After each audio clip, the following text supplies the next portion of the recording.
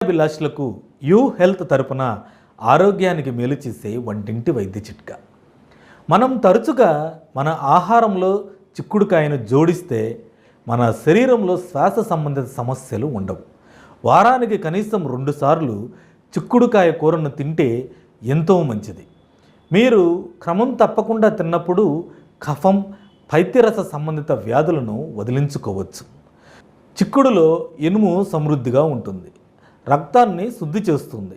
నిజానికి రక్తశుద్ధి ద్వారా చర్మ వ్యాధులతో సహా అనేక వ్యాధులను నివారించవచ్చు. మధుమేహం ఉన్న వ్యక్తులు, అవయవాల తిమ్మిరి మొదలై వాటితో ఇబ్బంది పడేవారు చిక్కుడుకాయను వారానికి 3 సార్లు ఆహారంలో భాగంగా చేసుకోవాలి. ఆర్థరైటిస్ నొప్పికి ఇది ఒక అద్భుతమైన ఔషధంగా కూడా ఉపయోగించబడుతుంది. నిద్రలేమితో బాధపడుతున్న వ్యక్తులు కూడా చిక్కుడును తీసుకోవచ్చు.